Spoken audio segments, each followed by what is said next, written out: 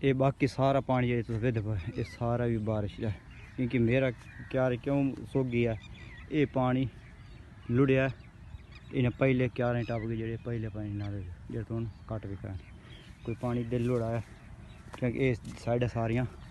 इन्हों जो पैन क्यारे ये सारे जिक्के हैं, ये आई उच्चा तो इन्हों का पानी ज़्यादा आई पिया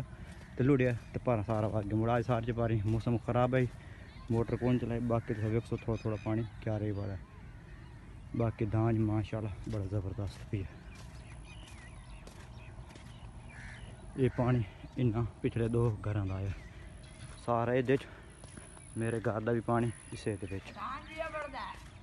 कल बारिश आई, बारिश तो बाद ये सूरत हाल आई पी, इतनी बारिश साढ़े को यार उस तो बाद तो भी खाई ना, क्योंकि एक कट होया ये तो कोई फ्लड का पानी, फ्लड का पानी कोई नहीं, ये है बारिश का पानी। ए चेक करो और उस तो अगे भी तो आई के चेक करना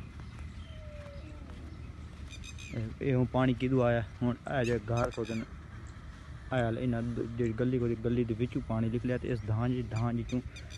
इस मुड़ कितों लत्था हुई भी मैं तुम चेक करा ये सारा पानी जो खलोता है पहले जमा हुआ था इदू पानी गया, ये मैं सुबह बोले मिट्टी चाड़ के इस धांज निकलिया ऐसे लुड़िया और इस तो अगू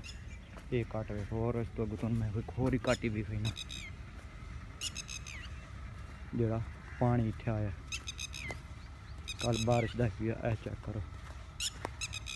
ये मैं सुबह ले आया बड़ी मुश्किल नाल बन के गई तो बन के मैं थक गया और ये सारी मिट्टी जी गई है ये इदू ही लुड़ के आई है, इदू मैं तुम साइड थोड़ी जी चेक कराई ना है। बाकी दांज भी माशाल्लाह बड़ा पिया बड़ा अच्छा पिया, क्योंकि कल बारिश आवन दे वास्ते इतनी कल साढ़े को बारिश है, तो आप अंदाजा ला लो ये सारा भी कोर रेता है, इस रेता चाह के तुम लै तो वहाँ के मकान प्लस्तर कर दो और उस तो बाद आए पानी सारा भी इदू लत्था और उस तो अगू ही तुम भी कहना पिया आ देखो ये सारे जड़े क्यारा पिया ये सारा भी यानी कि फुल पिया इतने गोडे गोडे जो पानी है ये भी लुड़िया। बाकी थोड़े को किस तरह बारिश हुई वो भी तो सानू कमेंट दसो, एक ही पई है ये मैं कई चावना आया इतों। बाकी धांज वेखो धांज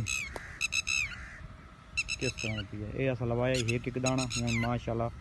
काफ़ी अपनी तादाद बूटे बढ़ाई पी है, इतने ट्राली शरालियाँ टुर